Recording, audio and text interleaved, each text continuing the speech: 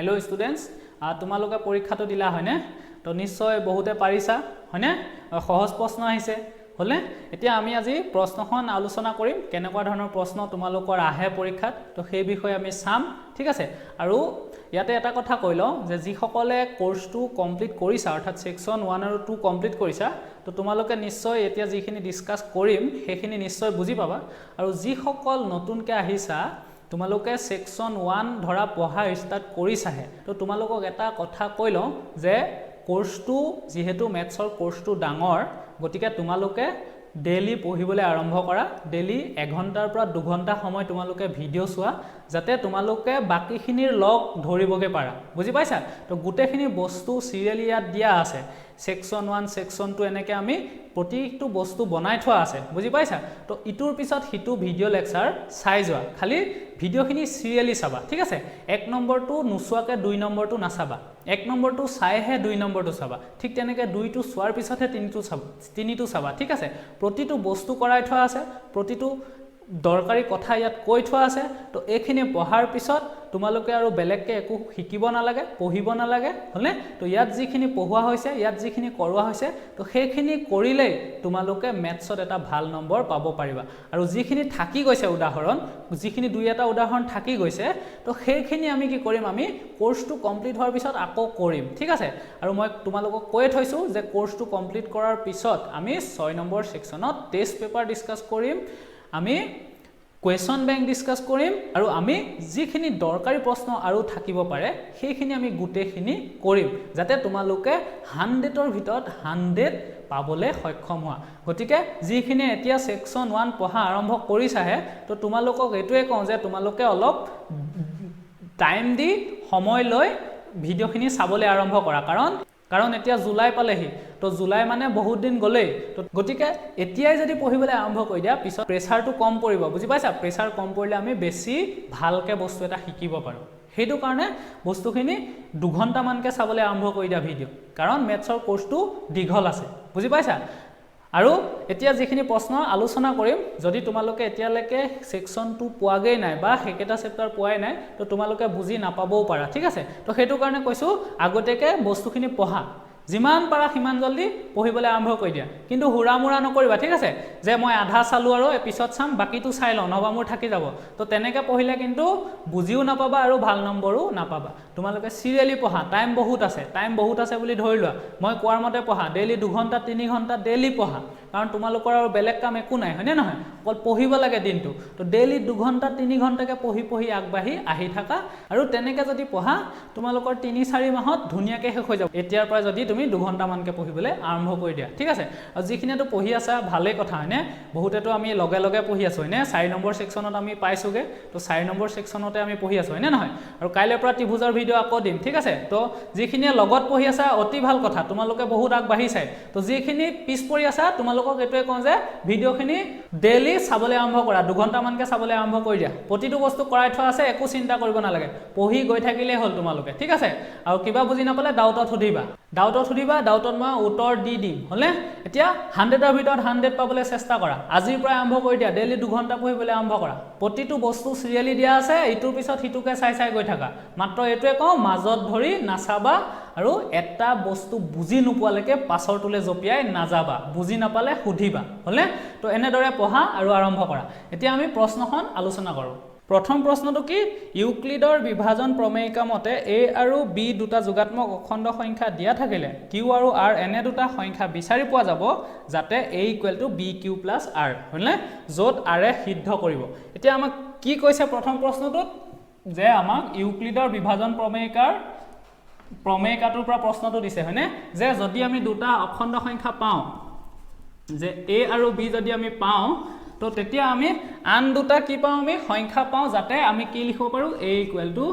bq + r লিখিব পাৰো হয়নে এটো আমি শিকি আইছো ইউক্লিডৰ বিভাজন প্ৰমেয়িকা হলনে তো ইয়াত আমাৰ প্ৰশ্নটোত r ৰ মানটো সুধিছে r ৰ মানটো কিহৰ পৰা কিহৰ ভিতৰত থাকিব তো হলনে তো আমি শিকিছিলো আমি শিকিছিলো যে r ৰ মানটো সদায় কি হয় শূন্যৰ সমান হ'ব পাৰে বা শূন্যতকৈ ডাঙৰ হ'ব পাৰে ঠিক আছে শূন্যৰ সমান বা শূন্যতকৈ ডাঙৰ হলে তো r ৰ মানটো শূন্যৰ সমান বা শূন্যতকৈ ডাঙৰ হয় আৰু সদায় কি হয় b তকৈ সৰু হয় এই বিতকৈ সদায় আৰৰ মানটো সৰু হ'ব বুজি পাইছা এইটো কাৰণে চোৱা or always less than b আৰু গ্ৰেটাৰ দেন ইকুৱেল 0 হয়নে গ্ৰেটাৰ দেন ইকুৱেল 0 অৰ্থাৎ আৰৰ মান শূন্যতকৈ ডাঙৰ বা সমান আৰু বিতকৈ সৰু হলে তো এইটোৱে হৈ গ'ল আমাৰ উত্তৰটো অপশ্যনটো কি আছিলে এইটো চি অপশ্যন চি হয়নে তো একৰ উত্তৰটোৰ অপশ্যন চি এইটো নিশ্চয় পাৰিছা হয়নে নিশ্চয় পাৰিছা এতিয়া 2 নম্বৰটো চোৱা কি দিছে আমাৰ তলৰ কোনটো পৰিমেয় সংখ্যা তলৰ কোনটো পৰিমেয় সংখ্যা ঠিক আছে এতিয়া প্ৰশ্নত দিছে চোৱা প্ৰথমটো দিছে কি আমাক √2/√3 √2/√3 হলে √2/√3 এতিয়া চোৱা ইয়াত √2টো এটা অপৰিমেয় সংখ্যা √3টো এটা অপৰিমেয় সংখ্যা হয়নে তো দুটা অপৰিমেয় সংখ্যা হৰণ হৈ থাকিলে আমি কি পাওঁ সদায় এটা অপৰিমেয় সংখ্যাই পাওঁ অৰ্থাৎ এটো পৰিমেয় নহয় অপচন এটো পৰিমেয় নহয় হলে তো অপচন বিত কি দিছে আমাক √2 ডিভাইডেড বাই পাই হয়নে ডিভাইডেড বাই পাই তো আমি শিকি আইছো হয়নে √2 এটা অপৰিমেয় সংখ্যা পাইটো এটা অপৰিমেয় সংখ্যা তো এটো অপৰিমেয় এটো অপৰিমেয় আৰু দুটা অপৰিমেয় সংখ্যা হৰণ হৈ থাকিলেও হি অপৰিমেয় হয় ঠিক আছে তো এটো হৈ গল আমাৰ কি অপৰিমেয় সংখ্যা অৰ্থাৎ এটো আমাৰ অপচন নহয় পৰিমেয় নহয় হলে তো 3 নম্বৰটো চোৱা √5/√6 √5/√6 হলে তো ইয়াতো √5 টো অপৰিমেয় √6 টো অপৰিমেয় হলে √6 টো কেনেকৈ অপৰিমেয় চোৱা তোমালোকে একেবাৰে মৌলিক সংখ্যা দুটা লৈ পেলাই আমি চাব পাৰো চোৱা √6 টোক আমি লিখিব পাৰো 2 * 3 হয়নে √2 ৰুট থাকিলে 6 টোক আমি 2 * 3 লিখিব পাৰো হয়নে নহয় তো চোৱা ইকুৱেল টু এটো √5 হ'ব আৰু এটো চোৱা √2 * √3 লিখিব পাৰো নে পাৰো নে নোৱাৰো চোৱা আমি √2 দুইটা সংখ্যালৈকে পঠিয়াই দিব পাৰো তো √2 পূৰণ √3 পূৰণ √3 হলে তো এটো এটা অপৰিমেয় সংখ্যা হয়নে নহয় এটো এটা অপৰিমেয় সংখ্যা এবিলাক মৌলিক সংখ্যা ৰুট লৈ থৈছো গতিকে এবিলাক অপৰিমেয় সংখ্যা ঠিক আছে তো এটো এটা অপৰিমেয় সংখ্যা √5 টো হলে তাৰ মানে কি ই এটা অপৰিমেয় সংখ্যা ইয়াতো অপৰিমেয় আছে আৰু হৰতো অপৰিমেয় আছে গতিকে ই অপৰিমেয় অৰ্থাৎ ইউ আমাৰ অপচন নহয় হয়নে আমাক সুধিছে পৰিমেয় সংখ্যা হয়নে নহয় তো এতিয়া ডি টো চোৱা অপচন ডি টো আমাক কি দিছে এতিয়া অপচন ডি টো দিছে চোৱা আমাক √3 ডিভাইডেড বাই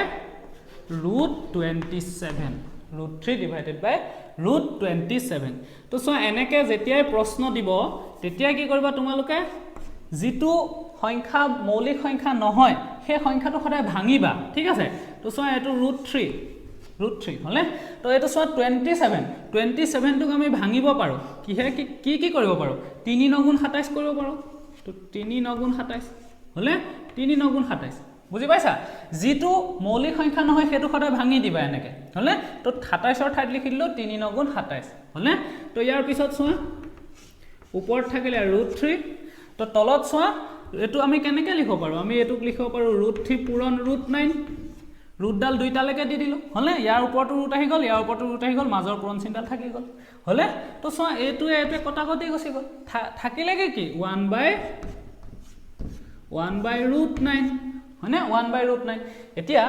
9 আমি বৰ্গমূল ললে কি পাম 9 বৰ্গমূল 3 হয়নে নহয় তো 1/3 তাৰ মানে √9 মানে কিমান 1/3 তো 1/3 এটো এটা কি এটো এটা পৰিমেয় সংখ্যা হয়নে p/q আকিতে আছে p মানে 1 q মানে 3 হয়নে নহয় তো এটো কি এটা পৰিমেয় সংখ্যা অৰ্থাৎ আমাক সুধিছিল কি প্ৰশ্নটোত যে তলৰ কোনটো পৰিমেয় সংখ্যা অৰ্থাৎ অপচন কি তেতিয়া হলে ডি হয়নে তো এটো হৈ গল অপচন ডি ঠিক আছে এটো হৈ গল আমাৰ অপচন ডি এটো প্ৰশ্ন নম্বৰ 2 তো 2 ৰ অপচনটো কি হ'ব তেতিয়া হলে ডি হ'ব বুজি পাইছা তো এই ধৰণৰ প্ৰশ্ন আহে এটো প্ৰশ্ন আহিছে তোমালোকৰ পৰীক্ষাত অহা প্ৰশ্ন এবিলাক ঠিক আছে তো এটো প্ৰশ্ন আহিছে 2018 ত ঠিক আছে এটো আহিছে তোমালোকৰ 2018 তোমালোকক এই প্ৰশ্নবিলাক পৰীক্ষাত অহা প্ৰশ্ন দিয়া হৈছে যাতে তোমালোকে গম পোৱা যে কেনেকুৱা ধৰণৰ প্ৰশ্ন আহে বুজি পাইছা তো এটো আহিছে 2018 ত হলে তো ইয়াৰ আগত যেটো প্ৰশ্ন আহিছে এটো ইউক্লিডৰ বিভাজন প্ৰমেয়িকা এটো আহিছে 2016 ত ঠিক আছে তো আজি যেটো টেষ্ট দিছো আজি টেষ্টত 90% কোৱেশ্চন আগতে অহা কোৱেশ্চন দিছো যাতে তোমালোকে কেনেকুৱা ধৰণৰ প্ৰশ্ন আহে বুজি পোৱা ঠিক আছে তো এটো হৈ গল 1 2 হৈ গল ডি টো হলে 2 ডি ঠিক আছে তো এতিয়া 3 নম্বৰটো চোৱা 3 3 নম্বৰটো কি দিছে শুদ্ধ উত্তৰটো বাছি উলিওৱা √7 এটা বুলি দিছে ঠিক আছে √7 এটা অপচন কেটা দিছে চোৱা অখণ্ড সংখ্যা পৰিমেয় সংখ্যা মৌলিক সংখ্যা অপৰিমেয় সংখ্যা তো √7 টো কি এটা √7 টো এটা অপৰিমেয় সংখ্যা হয় নে নহয় কাৰণ √7 এটা অখণ্ড সংখ্যা নহয় অখণ্ড সংখ্যাৰ ওপৰত কেতিয়াও ৰুট লাগি নাথাকে হয় নে নহয় তো পৰিমেয় সংখ্যা নহয় কিয় নহয় পৰিমেয় সংখ্যা কাৰণ ইয়াক p/q আকৃতিত প্ৰকাশ কৰিব নোৱাৰো হলে কাৰণ 7 টো এটা মৌলিক সংখ্যা আৰু মৌলিক সংখ্যাৰ ওপৰত যেতিয়া ৰুট লাগি থাকে সি কেতিয়াও পৰিমেয় নহয় সি সদায় অপৰিমেয় হয় ঠিক আছে এটো মনত ৰাখিবা হলে তো এটো তেতিয়া হলে কি পৰিমেয় নহয় হলে আৰু এটো মৌলিক সংখ্যা নহয় হয়নে কাৰণ মৌলিক সংখ্যাটোৰ ওপৰত ৰুট এডাল লাগি আছে তো এটো মৌলিকো নহয় তো এটো কি হ'ব তেতিয়া হলে অপৰিমেয় সংখ্যা হলে ই এটা অপৰিমেয় সংখ্যা অৰ্থাৎ 3 ৰ অপচন হৈ গল ডি 3 ৰ অপচন কি 3 অপচনটো হৈ গল আমাৰ ডি ঠিক আছে 3 অপচন হৈ গল ডি তো এটো তোমালোকৰ আহিছে 2015 ত ঠিক আছে এটো আহিছে তোমালোকৰ 2015 ত দেখিছা এইবিলাক প্ৰশ্ন আহে একেবাৰে সহজ প্ৰশ্ন আহে বুজি পাইছা এতিয়া 4 নম্বৰটো চোৱা 4 নম্বৰটো কি দিছে চোৱা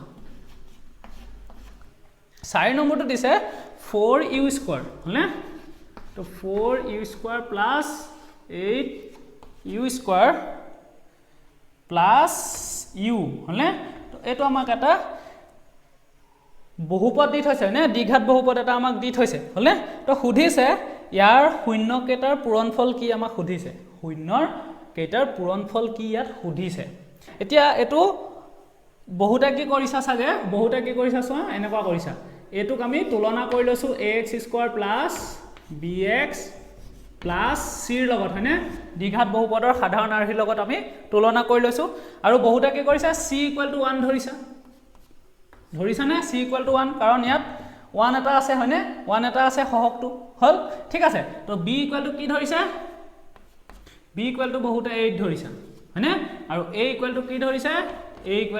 ইয়াৰ আগত থকা সংখ্যাটো ধৰিছে 4 এটো ধৰিছা নে বহুতে ধৰিছা হয়নে তো তাৰ পিছত শূন্য দুটাৰ পূৰণফল কেনেকৈ উলিওৱা শূন্য দুটাৰ পূৰণফল কি আছিল আমি জানো c/a হয়নে বহুপদ এটাৰ শূন্য দুটাৰ পূৰণফল কি হয় দ্বিঘাত বহুপদ এটাৰ শূন্য দুটাৰ পূৰণফল c/a হয় হয়নে তো c মানে কি পাতি দিছা ইয়াত c মানে 1 হয়নে তো a মানে কি a মানে 4 c মানে 1 a মানে 4 তো উত্তৰটো কি পাইছাগে 1/4 হলে উত্তৰটো বহুতে 1/4 পাইছা আৰু অপচনত 1/4 নাই অপচনত 1/4 নাই হয়নে তো হেতু কাৰণে বহুতে কি কৰিছে 4 টোকে মাৰি দিছে হয়নে অপচনটোত 4 আছে যেতিয়া 4 কে মাৰি দিছে হলে তো এটো চোৱা এটো এটা ট্ৰিক্স লগাই পেলাই দিছে প্ৰশ্নটো ঠিক আছে তো প্ৰশ্নটো আমাক ট্ৰিক্স লগাই দিছে হলে তো এটো চোৱা এটো 2018 ত অহা প্ৰশ্ন ঠিক আছে এটো 2018 চনত আহিছে 2018 ৰ প্ৰশ্ন এটো বুজি পাইছা এটো 2018 ত আহিছে তো চোৱা এটো কি কৰিছে চোৱা এটো দেইছা না 4u² প্লাস 8u² এটো u² এটো u² তো আমি এটোটা যোগ কৰি লব লাগিব প্ৰথমতে তো 4 এ 8 এ কিমান 8 12 হয় না তো 12u² হ'ব 12u² plus u plus 12u² plus u হয় না 12u² প্লাস u হল হলে তো এতিয়া চোৱা এতিয়া এটো তুলনা কৰা ax² plus bx plus c লগত এতিয়া তুমি তুলনা কৰা হলে তুলনা কৰা সোয়া ইয়াত x আছে দেখিছা না ইয়াত x আছে চলকটো ইয়াত কি আছে u আছে নে ইয়াত চলকটো u ইয়াত চলকটো x হলে তো সোয়া x² মানে কি x² লগত যেটো সহগ আছে হেতু হ'ব a হয়নে তো u² লগত যেটো আছে হেতু হ'ব a তো a মানে কিমান ইয়াত a মানে হৈ গল ইয়াত 12 বুজি পাইছা x² লগত যেটো আছে হেতু হলে তো ইয়াত যেহেতু x নাই u আছে তো u² লগত থকাটো a হ'ব তো a = কিমান হ'ব a = 12 হলে তো তাৰ পিছত চোৱা ইয়াত x আছে দেখিছানে তো ইয়াত x ৰ সহগ যেটো হ'ব হেতু হ'ব b হলে x ৰ সহগটো b হলে তো ইয়াত x নাই হয়নে ইয়াত কি আছে u আছে x ৰ সলনি তো u ৰ সহগটো হ'ব b তো u ৰ আগত কি আছে 1 হয়নে না কোনে থাকিলে 1 টা পূৰণ হৈ থাকে অৰ্থাৎ b =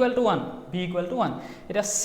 c টো হৈছে কনস্ট্যান্ট ধ্ৰুৱক পদ হয়নে যাৰ লগত x লাগি না থাকে তো ইয়াত c হয়নে এটো হল c অকলে থকাটো হয়নে তো ইয়াত c কি ইয়াত ধ্ৰুৱক পদ কিবা আছে নেকি যত u লাগি নাই থকা u লাগি না থাকিব লাগিব হয়নে x ৰ চলকটো দেখিছা না x টো লাগি না থাকে ইয়াত তো ইয়াত c মানে কি তেতিয়া হলে c মানে ইয়াত 0 বুজি পাইছা কাৰণ c মানে ইউ লাগি নথকা টাৰ্মটো তো c মানে হৈ গল ইয়াত 0 বুজি পাইছা ইয়াত c মানে হৈ গল 0 তো c = 0 এতিয়া এই বহুপদটোৰ শূন্য দুটাৰ পূৰণফলৰ আমি কি পাইছিলো ফৰ্মুলাটো পাইছিলো c/a হয়নে c/a তো c মানে সোৱা 0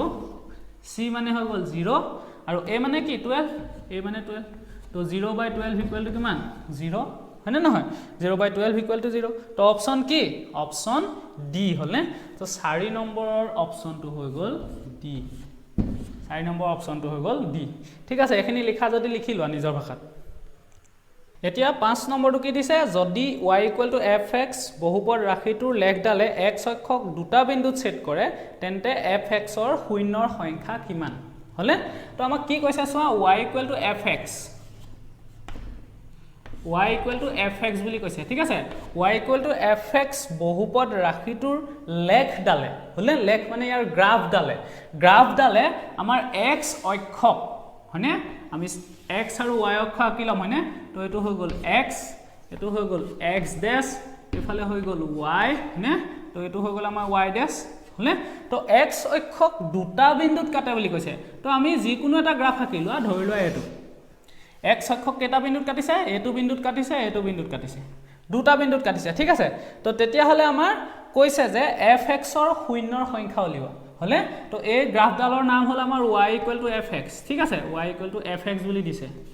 y = fx এই গ্ৰাফডাল আৰু এই গ্ৰাফডালে x অক্ষক দুটা বিন্দুত কাটিছে এতিয়া আমাৰ শূন্যৰ সংখ্যা উলিয়াবলৈ কৈছে শূন্যৰ সংখ্যা এতিয়া চোৱা এটো একেবাৰে সহজ প্ৰশ্ন কি হল চোৱা এডাল লেখে যদি x অক্ষক কাটে তো যিমানটা বিন্দুত কাটে সিমানটা শূন্য হয় ঠিক আছে যিমানটা বিন্দুত কাটে সিমানটা শূন্য হ'ব ঠিক আছে তো কেটা বিন্দুত কাটিছে দুটা বিন্দুত গতিকে শূন্যৰ সংখ্যা কেটা হ'ব দুটা হ'ব একেবাৰে সহজ প্ৰশ্ন এটো ঠিক আছে তো এনেকুৱা ধৰণৰ প্ৰশ্ন আহে আৰু এই প্ৰশ্নটো আহিছে তোমালোকৰ 2016 ঠিক আছে এটো 2016 ৰ প্ৰশ্ন দেখিছানে কিমান সহজ প্ৰশ্ন উত্তৰটো ওলাই আছে হয়নে ইয়াক দুটা বিন্দুত কাটিছে গতিকে দুটা শূন্য তিনটা বিন্দুত কাটিছে বুলি দিলে তিনটা শূন্য এটা বিন্দুত কাটিছে বুলি দিলে এটা শূন্য ঠিক আছে তো হেতুৱে হৈ গল আমাৰ উত্তৰটো তো ইয়াৰ অপচনটো কি তেতিয়া হলে ডি ঠিক আছে ইয়াৰ অপচন হৈ গল ডি এটো কিমান নম্বৰ 5 নম্বৰ তো 5ৰ অপচন হৈ গল ডি ঠিক আছে 5ৰ অপচন ডি এটো 6 নম্বৰটো কি দিছে যে 6 নম্বৰটো কৈছে px + q বহুপদটোৰ শূন্য কি সুধিছে আমাক তো px + q এই বহুপদটোৰ শূন্য উলিয়াবলৈ কৈছে হলে তো যেতিয়া এনেকা তোমালোকক শূন্য উলিয়াবলৈ দিব তো বহুপদটো ইকুৱেল টু শূন্য বুলি ধৰি লবা ইকুৱেল টু 0 এতিয়া আমি x ৰ মানটো উলিয়াই দিলে হ'ব হেতুৱে হৈ গল বহুপদটোৰ শূন্য ঠিক আছে তো px + q = 0 তো এটো সমাধান কৰা x ৰ মান উলিয়াব লাগে তো x টো আমি বাওঁফালে ৰাখি বাকিখিনি আমি সোঁফালে পঠিয়াই দিম তো সব px হল আমি প্ৰথমতে + q টো পঠিয়াই দিম - q হৈ যাব হলে - q হৈ গল তো তাৰ পিছত x টো অকলখৰীয়া কৰিব লাগিব তো p টো এফালে পঠিয়াই দিয়া এফালে পূৰণ আছে ইফালে গলে হৰণ হ'ব হয়নে তো x = কি হ'ব x = - q এটো p টো পূৰণ আছে এফালে আহিলে হৰণ হৈ যাব তো -q/p তো x ৰ মানটো কি -q/p তো এটোৱে হৈ গল শূন্য ঠিক আছে যেতিয়া আমাক শূন্য উলিয়াবলৈ ক'ব এনেকুৱা ধৰণৰ দিব তো শূন্য = 0 কৰি ললো আমি তো 0 কৰাৰ পিছত px = -q তো x = -q/t p হলে তো এনেদৰে আমি শূন্য উলিয়াম চোৱা ইয়াত বহুপদটো কি এটো d ঘাত বহুপদ নহয় হয়নে তো ইয়াত ঘাত 1 হলে তো ঘাত 1 দিলে এনেকৈ উলিয়াবা তো -q/p শূন্যটো হৈ গল কি -q/p তো -q/p কত আছে অপচন বি ত আছে হয়নে অপচন বি ত আছে তো ইয়াৰ অপচনটো হৈ গল বি বুজি পাইছা অপচন বি আমি কেনেকৈ উলিয়াম চোৱা px + q = 0 কৰি লম ঠিক আছে আৰু মনত ৰাখিবা এটো এক d ঘাত বহুপদ নহয় দেইছানে ইয়াত x ৰ ঘাত 1 হে হয়নে তো এটো কি ৰৈখিক বহুপদ ৰৈখিক বহুপদৰ ক্ষেত্ৰত আমি এনেকৈ কৰিম ঠিক আছে আৰু d ঘাত বহুপদৰ ক্ষেত্ৰত জানাই আমি উৎপাদক বিশ্লেষণ কৰিব পাৰো হয়নে উৎপাদকীকৰণ পদ্ধতি হয়নে নহয় তো ঠিক আছে বুজিলা এতিয়া 7 নম্বৰটো কি দিছে চোৱা যে কি শৰ্ত সাপেক্ষে ax² + 5x + 7 = 0 এটা দ্বিঘাত সমীকৰণ নহব প্ৰশ্নটো নহব বুলি দিছে ঠিক আছে তো বহুতে এটো ভুল কৰিছা এটো কি কৰিছা বহুতে হ'ব বুলি ভাবি উত্তৰটো ভুল কৰিছা তো চোৱা ax² + bx + c হয়নে তো আমাক bx নাই দিয়া আমাক কি দিছে 5x ax² + 5x + 7 বুলি দিছে হয়নে তো 7 ইকুৱেল টু 0 এটো এটা দ্বিঘাত সমীকৰণ নহব বুলি কৈছে তো এটো দ্বিঘাত সমীকৰণ নহবলে আমি কি কৰিব লাগিব a খিনিৰ মান 0 হ'ব লাগিব ax স্কয়াৰ মান যদি আমি 0 কৰিব পাৰো তেতিয়া সোৱা 5x + 7 থাকিব তো 5x + 7 ত কি হ'ব এখিনি যদি 0 হয় তো 5x + 7 এটো এটা দ্বিঘাত সমীকৰণ নহয় হয়নে কাৰণ ইয়াত x ৰ ঘাত কি 1 হয়নে তো দ্বিঘাত সমীকৰণত x ৰ ঘাত কিমান হ'ব লাগে 2 হ'ব লাগে তো তাৰ মানে এটো এটা দ্বিঘাত সমীকৰণ নহয় হয়নে তো নহবলে হলে আমি কি কৰিব লাগিব এতিয়া হলে ax স্কয়াৰ দখ 0 হ'ব লাগিব তাৰ মানে কি a এৰ মান যদি 0 হয় আমাৰ a ইকুৱেল টু যদি আমি 0 বনাব পাৰো তো a ইকুৱেল টু যদি 0 হয় তেতিয়া কি হ'ব ax স্কয়াৰ 0 হৈ যাব হয়নে 0 * x স্কয়াৰ 0 হৈ যাব তো এখিনি 0 হল মানে থাকিলে কি 5x + 7 যেটো এটা দ্বিঘাত সমীকৰণ নহয় হয়নে যেটো এটা দ্বিঘাত সমীকৰণ নহয় অৰ্থাৎ এর মান কি হ'ব লাগিব 0 তো a = 0 হলে এটো এটা দ্বিঘাত সমীকৰণ নহয় ঠিক আছে বুজি পাইছা তো অপচনটো কি হ'ব তেতিয়া হলে আমাৰ অপচনটো হল আমাৰ কিমান দিছে c হয়নে অপচন হৈ গল c হলে বহুতে কি কৰিছা বহুতে প্ৰশ্নটো ভুলকে পঢ়িছা যে ax² + 5x + 7 = 0 এটা দ্বিঘাত সমীকৰণ কেতিয়া হ'ব তো দ্বিঘাত সমীকৰণ কেতিয়া হয় যদি a এর মান শূন্য নহয় a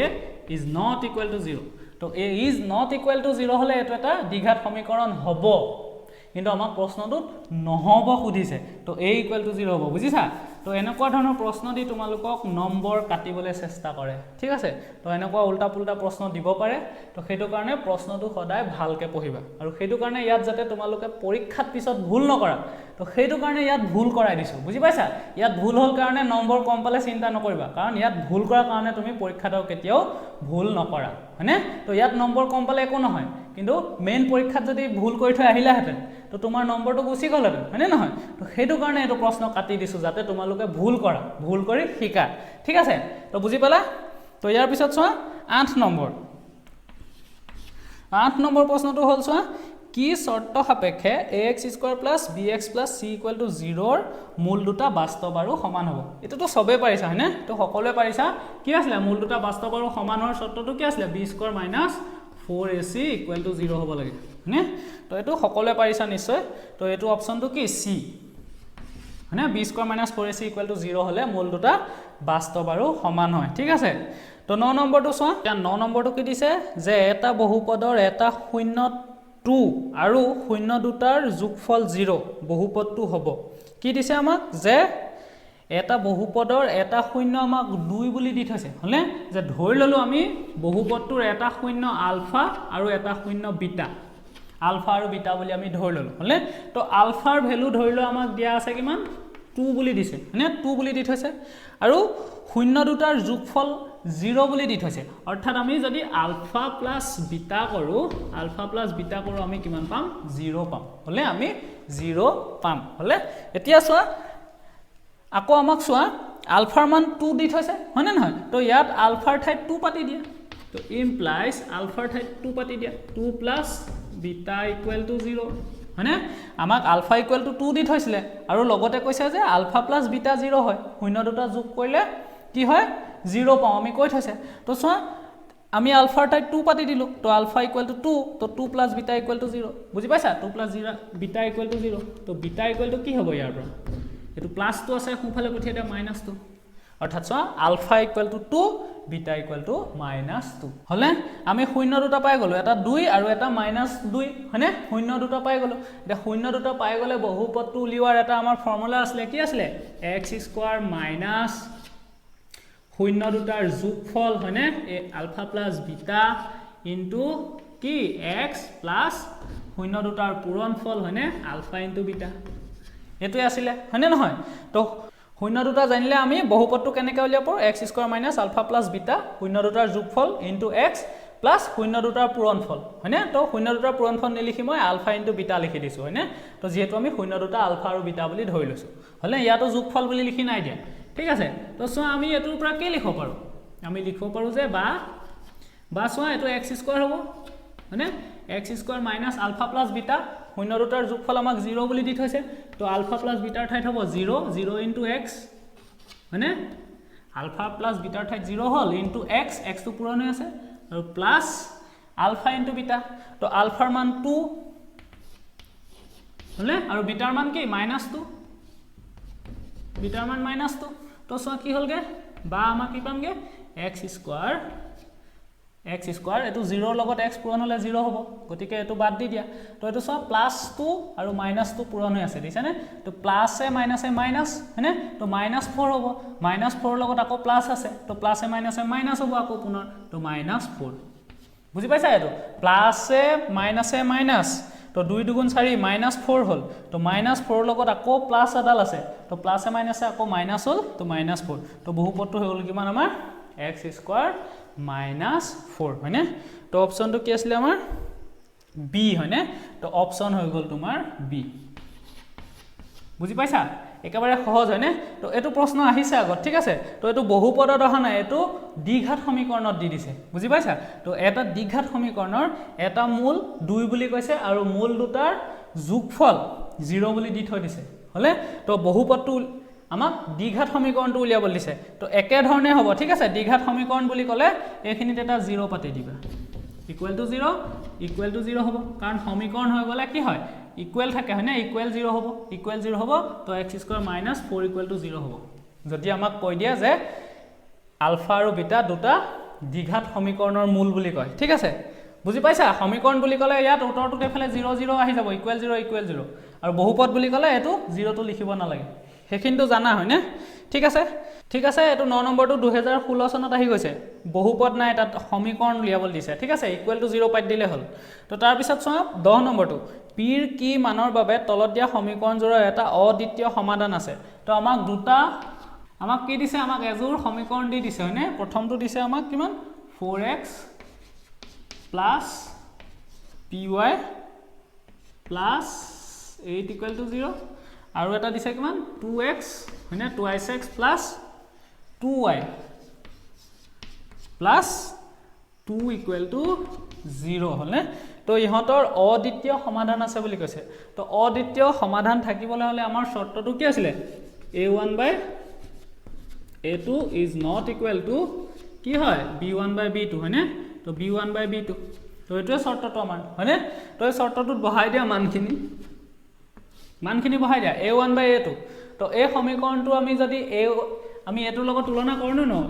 কৰো নে নকৰো a1x b1y c1 = 0 ৰ লগত আমি প্ৰথম সমীকৰণটো তুলনা কৰিম হলে তো ইয়াৰ পৰা আমি a1 পাই যাম তো a1 = কিমান 4 হয়নে x ৰ সহগটো a1 তো ইয়াত কি a1 = 4 হলে তো তাৰ পিছত চোৱা a2 তো a2 টো আমি a সমীকৰণটো হয়নে 2 নম্বৰ সমীকৰণটোক আমি তুলনা কৰিব লাগিব কাৰ লগত a2x b2y c2 = 0 হয়নে তো এটোৰ লগত আমি 2 নম্বৰটো তুলনা কৰিম এটো সমীকৰণ নম্বৰ 2 বুলি আমি ধৰি লম হলে আৰু এইবিলাক মই কৰাই থৈছো হয়নে না এখিনি গুটেখিনি কৰোৱা আছে তো গতিকে এখিনি তাৰ পৰা লিখাখিনি তাত যেনেকে লিখিছো আমি তেনেকে লিখিলে হল ঠিক আছে তো চোৱা a2x এতিয়া x ৰ সহগটো হ'ব a2 হয়নে a2 তো a2 কি হ'ব তেতিয়া হলে 2 হয়নে তো 2 হ'ব is not equal to কিমান b1 তো b1 মানে কি y ৰ সহগটো মানে 1 নম্বৰ সমীকৰণৰ y সহগটোৱে হ'ব b1 তো কি আছে p হয়নে p হল ঠিক তেনেকৈ চোৱা b2 কি হ'ব b2 হ'ব আমাৰ y ৰ সহগটো 2 নম্বৰ সমীকৰণৰ y সহগটো হ'ব b2 তো b2 মানে কিমান 2 হয়নে তো 2 y সহগটো 2 তো 2 টো ইয়াত বহাই দিয়া এটো নিশ্চয় বুজি পাইছা হয়নে এনেকুৱা প্ৰশ্ন আমি বহুত কৰিছো গতিকে নিশ্চয় বুজি পাইছা তো এটো চোৱা এটো এফালে পঠিয়াই দিয়া এটো এফালে পঠিয়াই দিলে কি হ'ব এটো 2 টো এফালে আহি যাব ইয়াত হৰণ আছে ইয়াত পূৰণ হৈ যাব তো 4 লগত পূৰণ হৈ যাব 4 2 8 হৈ যাব এটো তলত এটা 2 আছে হলে is not equal to এফালে p থাকি যাব হয়নে নহয় এটো 2 টো ইয়ালে পঠিয়াই দিলো 8 হৈ গল তো 2 এ 8ক 4 বাৰ যাব 4 হ'ব is not equal to p তাৰ মানে কি এটো আমি বাওঁফালে লিখি দিম p টো p is not equal to 4 টো সোঁফালে লিখি দিয়া p is not equal to 4 তো এটোৱে উত্তৰটো হয়নে নহয় এই শৰ্তটো আমি জানিলে হৈ গল যে অদ্বিতীয় সমাধান কেতিয়া থাকে যেতিয়া a1/a2 is not equal to b1/b2 হয় তাৰ পিছত আমি মানখিনি পাতি দিলো লগে লগে উত্তৰটো ওলাই গল তো উত্তৰটো আমি কি পালোগে অপচন কিমান অপচন a ঠিক আছে আৰু যিখিনি এতিয়ালৈকে পঢ়া নাই এইখিনি বস্তু তো তোমালোকে নিশ্চয় বুজি নাপাবা আৰু তোমালোকৰ পঢ়িবৰ সময় হৈ গল কাৰণ এতিয়া 2 নম্বৰ চেপ্টাৰত এতিয়া থাকিলে নহব হয়নে 2 3 চেপ্টাৰত থাকিলে নহব এতিয়া জুলাই পালেহি তো পৰীক্ষা তোমালোকৰ আহি যাব হয়নে ভাইৰাছ কৰোনা ভাইৰাছ বা যিয়ে ভাইৰাছ হওক শেষত যেতিয়াই ভাল হ'ব লগে লগে পৰীক্ষা তোমালোকৰ পাতি দিব গতিকে তোমালোকে পৰীক্ষাটো ফেব্ৰুৱাৰীতে হ'ব বুলি ধৰি পঢ়ি থাকা ফেব্ৰুৱাৰীতে হ'ব বুলি ধৰি পঢ়ি থাকা ডেইলি পঢ়া গোটেইখিনি কৰা আছে প্ৰতিটো বস্তু কৰাই থোৱা আছে তো গতিকে তোমালোকে যদি ডেইলি 2 ঘণ্টামানকৈ পঢ়া অতি সোনকালে তোমালোকে সিলেবাসটো শেষ কৰিব পাৰিবা আৰু আমি যিমান পাৰো সিমান সোনকালে সিলেবাস শেষ কৰিমেই গোটেইখিনি ইয়াতে কৰাই দিছো প্ৰতিটো প্ৰশ্ন কৰাই থোৱা আছে আৰু বেলেগৰ পৰা একো প্ৰশ্ন নাহে তোমালোকে ইয়াত যিমানখিনি কৰা আছে আটাইখিনি কৰা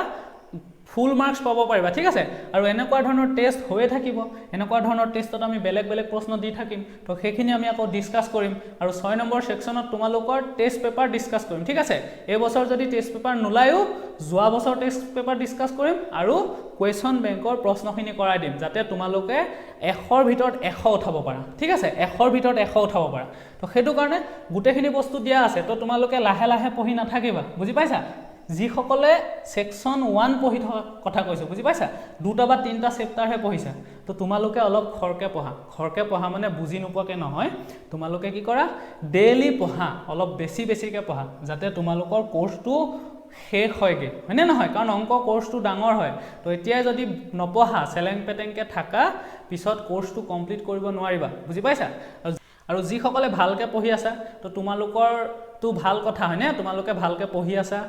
প্ৰথমৰ পৰাই তোমালোকে পঢ়ি আছা আৰু প্ৰতিদিনাই পঢ়ি আছা তো অতি ভাল কথা তোমালোকে তেনেকে পঢ়ি যোৱা খৰখেদা নকৰিবা ঠিক আছে খৰখেদা কাকো কৰিবলৈ কোৱা নাই পঢ়া মানে খৰখেদা নহয় যে এটা লেসন মই আধাহে কৰিম আধা পিছত কৰিম তেনেকে নহয় প্ৰতিটো বস্তু খৰচি মাৰি পঢ়া ঠিক আছে তেতিয়াহে নম্বৰ পাবা প্ৰতিটো বস্তু খৰচি মাৰি পঢ়িলেহে ভাল নম্বৰ পাব পাৰিবা গোটেইখিনি বস্তু সিৰিয়ালি কৰোৱা আছে সিৰিয়ালি পঢ়ি যোৱা ঠিক আছে খৰখেদা নহয় হলে কিন্তু পঢ়া টাইমটো দিয়া বুজি পাইছা তো ঠিক আছে এতিয়া আমি তো 11টো কৰো আমি ঠিক আছে এটো লিখি লবা ঠিক আছে ভিডিওটো আগলৈ দি লিখি লবা যি সকলে অলপ লিখি লওঁ বুলি ভাবিছা হয়নে আৰু এইবিলাক প্ৰশ্ন গোটেইখিনি কৰোৱা আছে সেকশন 2 হয়নে নহয় তো সেকশন 2 আছে তো এইবিলাক গোটেইখিনি প্ৰশ্ন কৰোৱা আছে এনেকুৱা ধৰণৰ একে প্ৰশ্ন কৰোৱা আছে তো তাৰ পৰা লিখাখিনি লিখি লবা কেনেকৈ লিখিব লাগে শিকাই থোৱা আছে হলে তো চোৱা 11 নম্বৰটো কি দিছে x = k যদি x = k হয় তেতিয়া হলে সো আমাক দিছে x² + 4x + 3 = 0 ৰ এটা মূল হয় তেতিয়া k এর মান খুদিছে সো আমাক x = k বুলি দি থৈছে x = k এই সমীকৰণটোৰ এটা মূল x = k বুলি দি থৈছে তো এটো একেবাৰে সহজ সো x = k বুলি দি থৈছে আমাৰ এটা মূল x = k অৰ্থাৎ আমি x ৰ ঠাইত k পাতি দিব লাগিব হলে তো x ৰ ঠাইত আমি k পাতি দিও তো সো x ৰ ঠাইত k পাতি দিয়া k² হলে তো ওপৰ লিখি লবা যে দিয়া আছে প্ৰদত্ত সমীকৰণটোৰ এটা মূল x = k তেনেকে লিখি লবা যেতিয়া প্ৰশ্ন আহিব পৰীক্ষাত হলে তো সো x ৰ ঠাইত আমি k পাতি দিলো তো k² ঠিক আছে k² +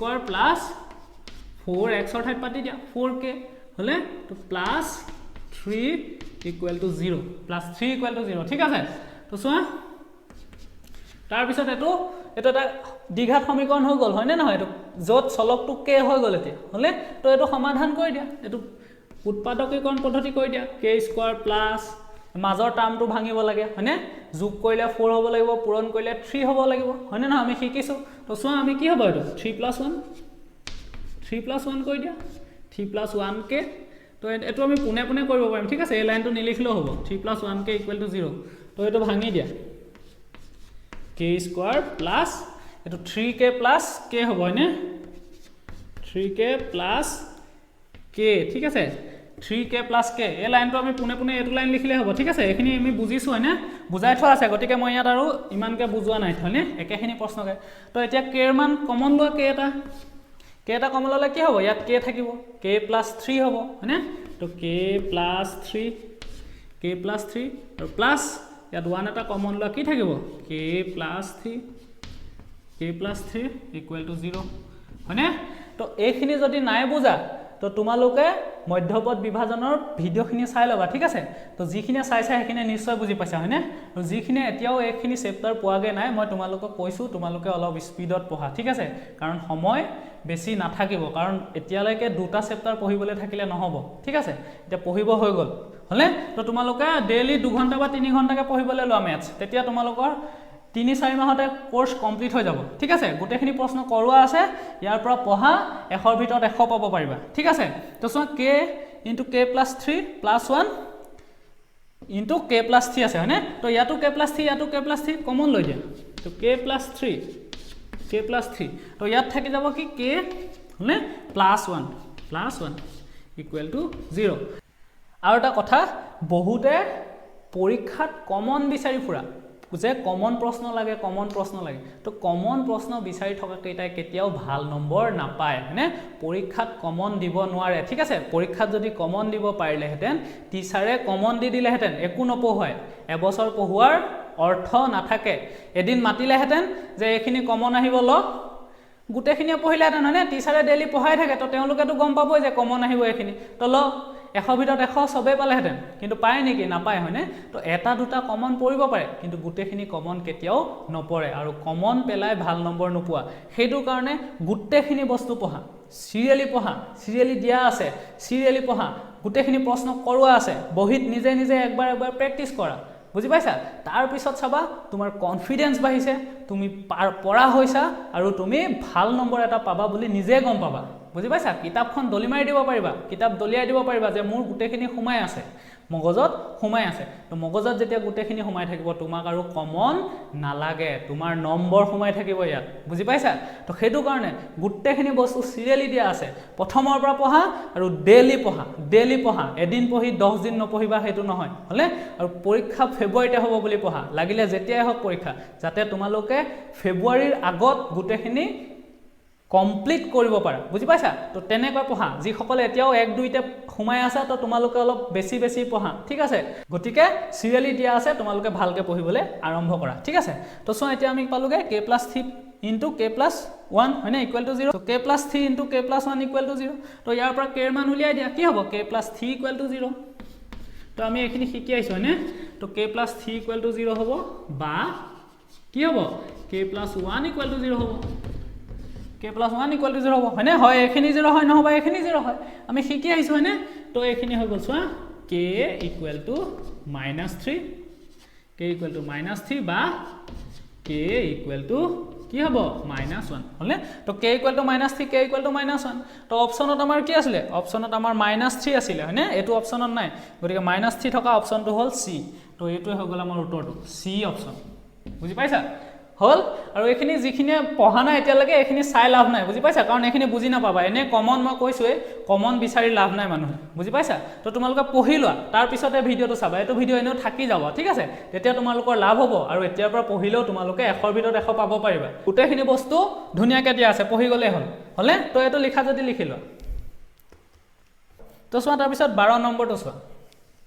এতিয়া আমাক 12 নম্বৰটো কি দিছে 2ax² - 2x + 1 = 0 হয়নে তো এই সমীকৰণটোৰ মূল দুটা সমান বুলি কৈছে তো আমাক a ৰ মান উলিয়াবলৈ কৈছে হয়নে a ৰ মান উলিয়াবলৈ কৈছে তো আমি জানো যে এটা সমীকৰণৰ মূল দুটা সমান হলে কি হয় b² -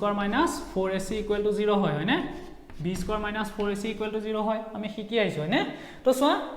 ইয়াত এতিয়া আমি এই সমীকৰণটোক যদি আমি ax² + bx plus c equal to 0 ৰ লগত তুলনা কৰো হয়নে আমি তুলনা কৰিব লাগিব তুলনা কৰিলে চোৱা a ৰ মান আমি কিমান পাম a হয়নে x² ৰ সহগ তো ইয়াত x² ৰ সহগ কিমান টুৱাইছে আছে দেখিছানে তো a ৰ মান আসলতে টুৱাইছে হ'ব ঠিক আছে তো এটো খেলিমেলি নলগাবা ঠিক আছে a ৰ মান টুৱাইছে হ'ব বুলি ধৰি লোৱা ঠিক আছে তো a equal to টুৱাইছে হলে হয়নে কাৰণ x² ৰ সহগ ইয়াতো x² ৰ সহগ তো a equal to টুৱাইছে ইয়াত টুৱাইছে আছে ঠিক আছে তো এটো যদিও সম্ভৱ নহয় তো আমি ধৰি লম ঠিক আছে সোয়া a equal to টুৱাইছে বুলি ধৰি লবা খেলিমেলি নলাগাবা ঠিক আছে তো b ৰ মান কি x ৰ সহগ তো x ৰ সহগ হল b মানে x ৰ সহগ b তো ইয়াত x ৰ সহগ কি -2 হলে -2 আৰু c মানে কিমান অকলে থকা পদটো ধ্ৰুবক পদটো কিমান 1 c মানে হৈ গল 1 ঠিক আছে তো a মানে টুৱাইছে b মানে -2 c মানে 1 হলে তো b² - 4ac পাতি দিয়া মানটো সো b² b মানে -2 b² হলে b² - 4a মানে কিমান টুৱাইছে a মানে টুৱাইছে হলে আৰু c মানে কিমান 1 c মানে 1 equal to 0 c মানে 1 equal to 0 তো এটো সৰল কৈ দিয়া 2 2 4 হয়নে হয়নে নহয় মাইনাছ 2 স্কোৱাৰ মানে 4 মাইনাছক স্কোৱাৰ কৰিলে প্লাছ হৈ যায় 2 স্কোৱাৰ কৰিলে 4 হৈ যায় তো 4 মাইনাছ 4 দুগুণ 8 8 হয়নে 4 দুগুণ 8 8ৰ লগত 1 পূৰণ হ'ল 8 হ'ল a এটা পূৰণ হৈছে a হ'ল ইকুৱেল টু 0 হলে তো ইয়াৰ পৰা a ৰ মান উলিয়াই দিয়া তো এটো সোঁফালে পঠিয়াই দিয়া কি হ'ব 4 ইকুৱেল টু 8 হ'ব হয়নে নহয় এটো মাইনাছ 8 এটো প্লাছ 8 হৈ যাব হলে তো চোৱা ইয়াৰ পৰা চোৱা 8a হলে তো a টো অকলখৰীয়া কৰা 8 টো পঠিয়াই দিয়া 4/8 হৈ যাব মানে 8 টো পূৰণ হৈ আছে এফালে আহিলে হৰণ হৈ গল তো ইকুৱেল টু a বুজি পাইছা তো a ইকুৱেল টু কিমান হ'ব a ইকুৱেল টু সো 4 এ 8ক কেবাৰ যাব দুবাৰ যাব অৰ্থাৎ 1/2 তো 1/2 equal to a 1/2 equal to a a মানে কিমান তেতিয়া হলে 1/2 a মান হৈ গল 1/2 তো কিহত আছিল আমাৰ অপচনটো b হয়নে অপচন b অপচন এটো b ঠিক আছে অপচন b এটো তোমালোকৰ 2010 চনত আহিছে ঠিক আছে আৰু ইয়াৰ আগত যেটো কৰাইছো ইয়াৰ আগত যেটো কৰোৱা আছে তোমালোকৰ 8 নম্বৰটো আহিছে 2018 চনত ঠিক আছে 8 নম্বৰটো 2018 চনৰ প্ৰশ্ন এতিয়া 13 নম্বৰটো চোৱা আৰু ইয়াত যিবিলাক লিখিব লাগে তো লিখাখিনিটো তেনেকুৱা ধৰণৰ প্ৰশ্ন কৰি থৈছো আমি হয়নে তো তেনেকৈ লিখি লবা ঠিক আছে এতিয়া চোৱা আমাক 13 নম্বৰটো দিছে যে লসাগু দি থৈছে চোৱা 91 আৰু 26 ৰ লসাগু 182 বুলি আমাক দি থৈছে হয়নে আমাক দি থৈছে যে 91 আৰু 26 ৰ লসাগু হল 182 হলে এতিয়া আমি গসাগু উলিয়াব লাগে তো আমি শিকিছিলো হয়নে লসাগু পূৰণ গসাগু আমি কি শিকিছো আমি কি শিকিছিলো লসাগু পূৰণ গসাগু সদায় কি হয় লসাগু পূৰণ গসাগু সদায় সংখ্যা দুটাৰ পূৰণফল হয় হয়নে না আমি শিকি আহিছো সংখ্যা দুটাৰ পূৰণফল হয়নে লসাগু পূৰণ গসাগু সদায় সংখ্যা দুটাৰ পূৰণফল হয় তো এটো ফৰ্মুলাত পাতি দিলে হ'ল তো আমাক লসাগু দি থৈছে কিমান লসাগু দি থৈছে 182 হয়নে 182 তো এটো মানে চোৱা লসাগু 91 26 ইয়াৰ অৰ্থটো হ'ল 91 আৰু 26 ৰ লসাগু 182 ঠিক আছে তো লসাগু হৈছে 182 হলে তো আমাক উলিয়াবলৈ দিছে গসাগু তো আমি গসাগুৱে ৰাখি দিয়া গসাগু ৰাখি দিয়া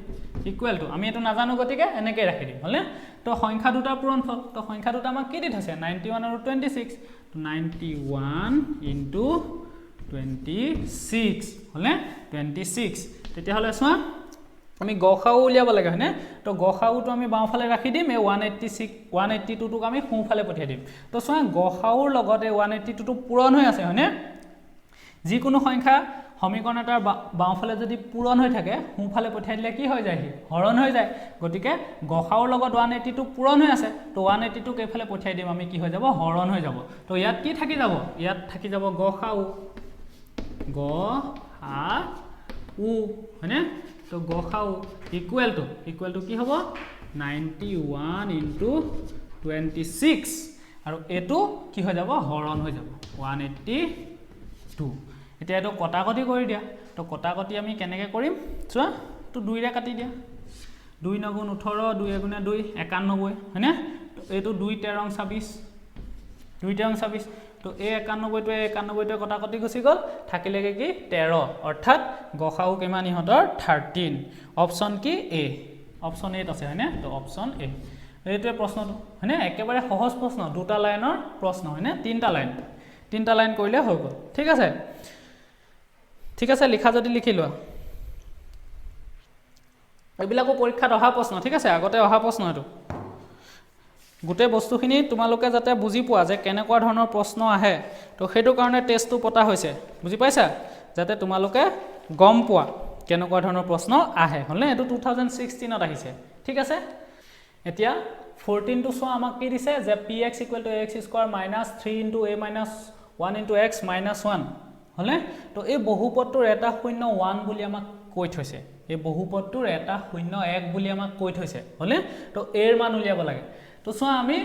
যেতিয়া এটা বহুপদৰ 0 এটা দি থয় তো সেই 0ৰ মানটো আমি x ৰ ঠাইত পাতি দিব লাগে ঠিক আছে x ৰ ঠাইত পাতি দিব লাগে হলে তো চোৱা এটো মই প্ৰশ্ন কৰাই থৈছিলো হয়নে এই একটা প্ৰশ্নকে ক্লাছত কৰাই থৈছো তথাপিও কৈ দিছো বাৰু ঠিক আছে তো আমি কি কৰিব লাগিব এটা 0 1 বুলি দিছে গতিকে x ৰ ঠাইত 1 পাতি দিব লাগিব হয়নে তো চোৱা আমি পাতি দিলে হ'ল নে এইটো আমি কৰিও থৈছোঁ আগতে আৰু এইটো আগতে পৰীক্ষাত অহা প্ৰশ্ন হয়নে আমি আগতে কৰিলোঁ তো চোৱা xৰ ঠাইত আমি 1 পাতি দিলোঁ তো 1 স্কোৱাৰ হ'লে মাইনাছ কি হ'ব 3 into a minus 1 into x xৰ ঠাইত আমি 1 পাতি দিম হয়নে xৰ ঠাইত 1 পাতি দিম minus 1 equal to সদায় 0 হৈ যায় ঠিক আছে যেতিয়া আমি শূন্যৰ মানটো পাতি দিম equal to সদায় 0 হৈ যাব হলে তো equal to 0 তো চোৱা 1 স্কয়াৰ মানে 1 হয়নে 1 ৰ লগত a পূৰণ হলে 1 এ হ'ব তো মাইনাস এটো চোৱা 3 ৰ লগত 1 পূৰণ হৈ আছে 3 এ হ'ব হয়নে তো 3 এ a লগত পূৰণ হ'ব কি হ'ব minus a plus a minus 3 into a 3a থাইছে হয়নে 3 into a minus থাইছে minus a plus 3 into 1 3 হলে 3 তো এফালে থাকিলেগে minus 1 equal to 0 বুজি পাইছা minus 1 equal to 0 হলে এই 1 টো যেহেতু ইয়াৰ লগত পূৰণ হলে একেটাই থাকিব গতিকে এটো আমি একো নিলিখলেও হ'ব হয়নে তো চোৱা এটো এটা সৰল কৰি দিয়া মাত্ৰ a মাইনাস থাইছে এটাই আছিল তাৰ পৰা তিনটাই গুছি গল কেটাই থাকিব মাইনাস দুটাই হয়নে মাইনাস দুটাই তো প্লাস 3 ৰ পৰা 1 গুছি গলে 2 হ'ব ইকুৱেল টু 0 হলে তো চোৱা মাইনাস টুৱাইছে আছে এফালে আৰু এফালে সোঁফালে এটো পঠিয়াই দিয়া প্লাস 2 তো সোঁফালে পঠিয়াই দিলে যাব মাইনাস 2 হয়নে কিয় পঠিয়াই দিছো কাৰণ আমাক a মানটো লাগে আমি a টো অকলখৰীয়া কৰিব লাগে তো গুটেখিনি বস্তু সোঁফালে পঠিয়াই দিয়া হলে তো ইয়াতো মাইনাস সমান চিনৰ বাওঁফালে সোঁফালে দুইফালে মাইনাস আমি কাটি দিব পাৰো হলে তো থাকিলেগে টুৱাইছে ইকুৱেল টু 2 এতিয়া আমি a টো অকলখৰীয়া কৰিব লাগে হয়নে তো এই 2 টো ইফালে পঠিয়াই দিয়া তো 2 টো ইফালে গলে কি হ'ব এফালে পূৰণ হৈ আছে ইফালে গলে হৰণ হৈ যাব তো 2/2 তো 2/2 মানে কিমান 1 তো a ইকুৱেল টু কিমান 1 তো a এৰ মান 1 হয়নে হেতু আমাক প্ৰশ্নটো দিছিলে অপচন কি a অপচন a হয়নে অপচন a তো এটো প্ৰশ্ন আগতে অহা ঠিক আছে এটো প্ৰশ্ন আহিছে তোমালোকৰ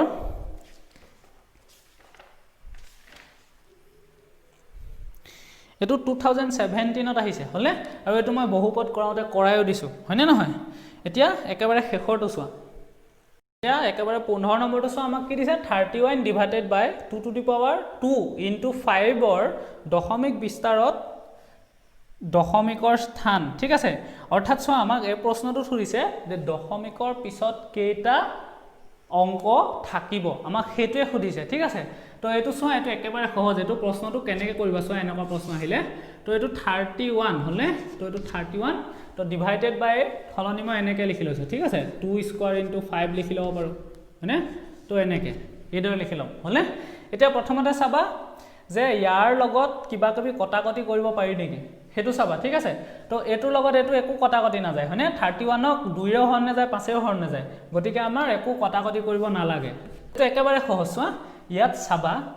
যে 2 ৰ ঘাত বেছি নে 5 ৰ ঘাত বেছি চাবা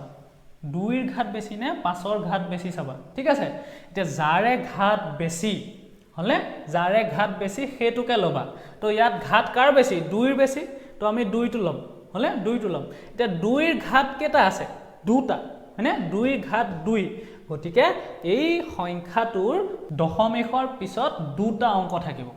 বুজি পাইছা কি কলো চোৱা এই দুটা চাব লাগে হৰত কি আছে চাব লাগে 2 আৰু 5 এ থাকিব 2 আৰু 5 এ থাকিব এতিয়া এই দুটাৰ ভিতৰত যাৰে ঘাতটো বেছি তো হেতুৱে হ'ব দশমিকৰ পিছত থকা অংকৰ সংখ্যা তো ইয়াৰ ঘাত 2 বেছি হয়নে তো 2 ঘাত 2 গতিকে কি হ'ব ইয়াত দশমিকৰ পিছত কেটা অংক থাকিব দুটা অংক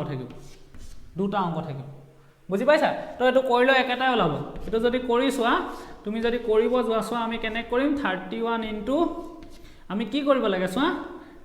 2 স্কয়াৰ হয়নে তো এটো আমি কি কৰিব লাগে এটো 5 স্কয়াৰ বনাব লাগিব হয়নে দুইটা স্কয়াৰ একে কৰিব লাগে তো আমি শিকি আহিছিলো হয়নে নহয় তো এটো কি হৈ যাব 5 স্কয়াৰ কৰিবলৈ হলে আমি আৰু এটা 5 এ পূৰণ কৰি দিব লাগিব আৰু এটা 5 এ পূৰণ কৰিব লাগিব তো ইয়াত যেতিয়া এটা 5 পূৰণ কৰি দিম হৰত যেতিয়া এটা 5 পূৰণ কৰি দিম ওপৰটো এটা 5 পূৰণ কৰিব লাগিব